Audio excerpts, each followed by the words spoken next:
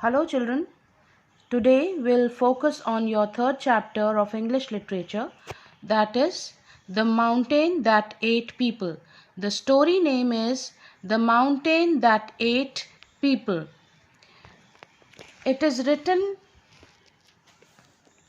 by Hema Pandey in 1928. She is an author of children's book best known for her translation of Japanese folk tales, which have been published in many anthologies. What is the meaning of anthology? A book that consists of poems and stories by different authors. So, she has done the translation of Japanese folk tales. So, here is a story of which took place in Japan. Story of Japan. Long, long ago in Japan, there was a small state ruled by young feudal lord. What is a feudal?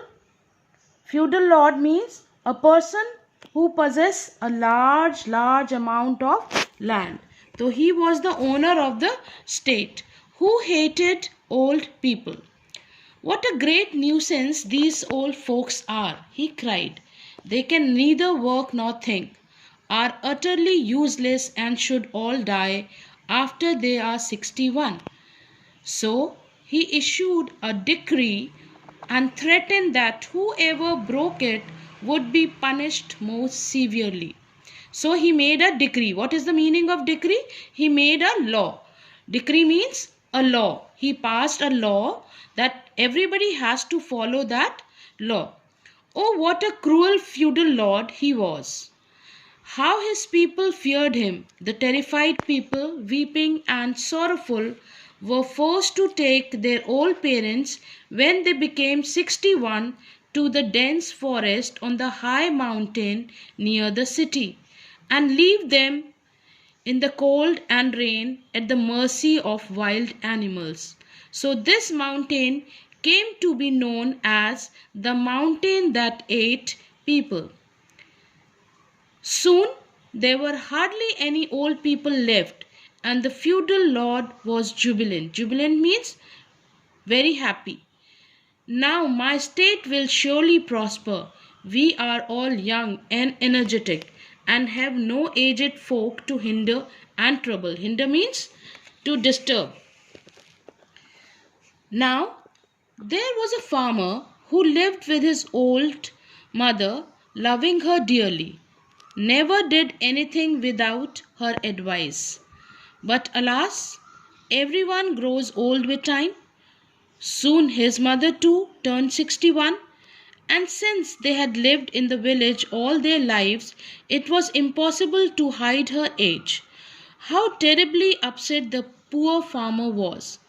Even at night, he tossed and turned, unable to sleep with worry and fear, till one day the mother called him and said, "Son, I am now 61.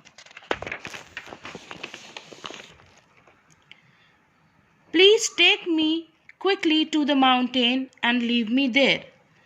The longer you delay, the more miserable you shall be. And the heartless Lord will punish you fearfully.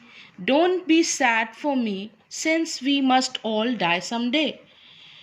"Oh, mother, forgive me," sobbed the unhappy man. "I cannot do this." But because of her insistence, he agreed to take her at last. Since she was unable to go up by herself, he took her up on his back and with tears trickling down his face climbed up silently and slowly. The narrow path wound up through dark and desolate forest. Gradually, even the trail could hardly be seen in the falling dusk. The farmer had to part the tall grasses and lift the overhanging foliage as he climbed higher and higher. Foliage means the leaves of plant, a bunch of leaves. Hardly the farmer taken a few weary steps more, then crack she broke another. Again crack, crack, the puzzled farmer stopped. "Mother, why are you breaking so many twigs?" he asked. "I'm breaking and throwing them down," replied the old mother. "I know that I will not be alive by tomorrow, but it will be extremely dangerous if you lose your way returning home. Just now it's dark, but when the moon rises, you will find your way back safely, following these twigs through this dismal forest." Dismal means gloomy, sad, bad forest. Hearing her loving words, the farmer wept bitterly as he helped her down to the stony ground. "Mother, mother," he cried, "even at such a terrible time as now, how can you still think of me, even though I am carrying you to your deaths?" He sobbed. Sobbed means he cried. "There is nothing strange about my thoughts," smiled the mother gently. "I was so joyful when you were born and never minded any hardships to bring you up, my son. It's very natural for me to take care and think of you. Never, never, I will leave you, mother, in this dreadful place," cried the farmer. "I will gladly accept any punishment from the feudal lord rather than let you die here." And he picked up his mother up again. So what he did, he decided not to leave her mother in that gloomy forest. He decided to take her mother back home, and he said that I will gladly accept the punishment from the feudal lord. So both of them returned down the mountain that ate people and quietly hid among the bushes on the edge of the forest. When the entire village was fast asleep, they crept back steadily to their little home. The farmer worked hard day and night, digging up the floor within the house. What he did? He dug the floor within the house. He made a small room under the ground, hid the old mother in there, and looked after her well. So what he did? He made a dig the ground and hid her mother inside that, and he didn't leave her mother in that gloomy forest. He took her mother back to the house. During the day, he tended his fields cheerfully as usual, never letting anyone know his dreadful secret. A year passed, and yet another. One day, the mighty overlord of the neighboring state came thundering with his army and horses and waged war against the feudal lord, defeating him. So, what happened? One day, the next neighboring state lord came and he defeated that feudal lord and took charge over his kingdom. The defeated feudal lord pleaded for his people again and again. At last, the victorious lord took pity on him, saying, "If you solve correctly the problem I set you, the lives of your subject will be spared." But when the feudal lord heard the problem, he was utterly dumbfounded. What is the meaning of dumbfounded? Speechless, extremely surprised. Calling his nobles, he sent a proclamation throughout the land that whosoever could solve it would be richly rewarded. The problem was, take 1,000 strings, tie them into a bundle, and burn it to ashes. How can you then bring the bundle to me completely intact? An impossible riddle. Many days went by, but none could think of a correct solution. The farmer heard it too, and returning home, told his mother, who laughed heartily. "Don't you worry, son. I will tell you. Make a bundle out of 1,000 strings, soak it in a sea water, and dry it well in the sun. Even if this is burned to ashes, it can still be carried intact to the mighty overlord." What she said? She said make a bundle of 1,000 strings, soak it in a sea water and dried it in the sun. And when you carry it after burnt also, it will remain intact. The farmer ran to the court of the feudal lord and bowing low told him what his mother had said. How thankful and relieved the lord was. He praised the farmer and gave him lots of money and lovely presents.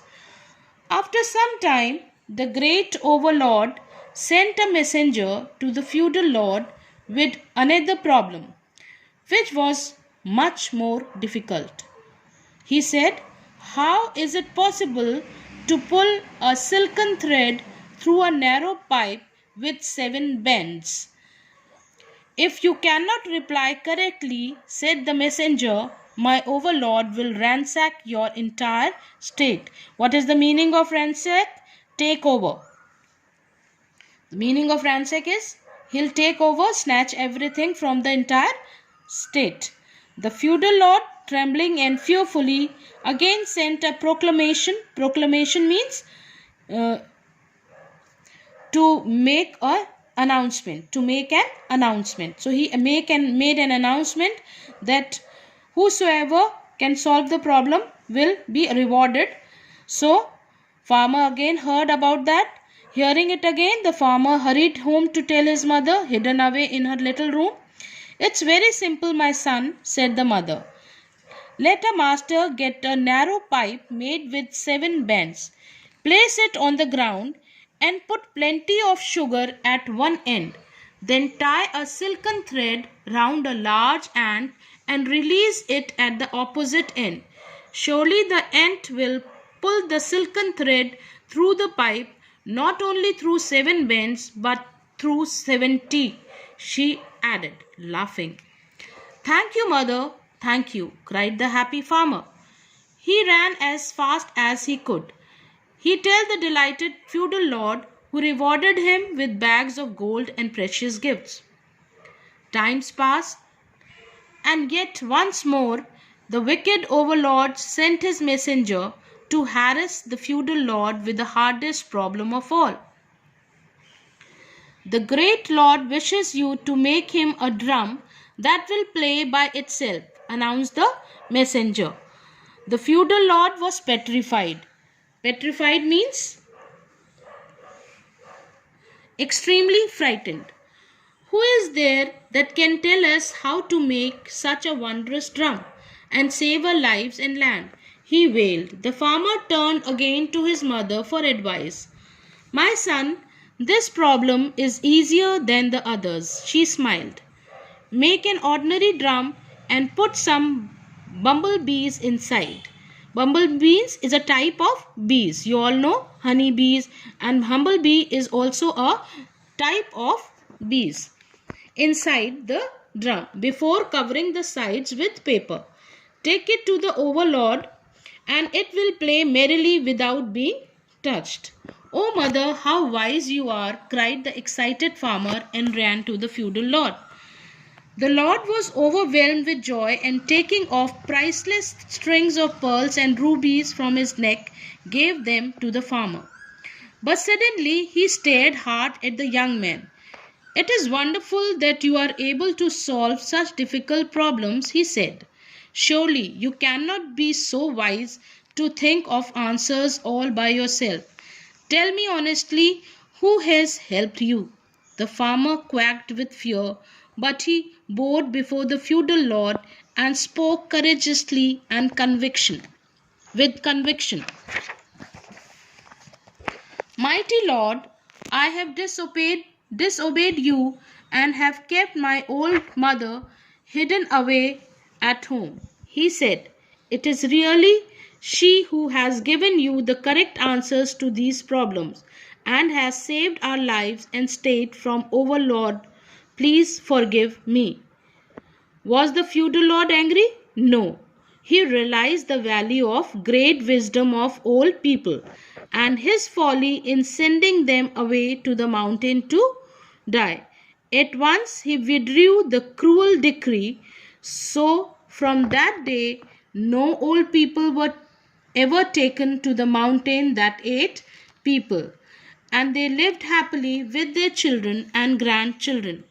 Moreover, the powerful overlord, being extremely impressed by the wisdom of the feudal lord and his subjects, gave up fighting, and all lived together in peace and harmony. So, here ends with your chapter, The Mountain That Ate People. Uh,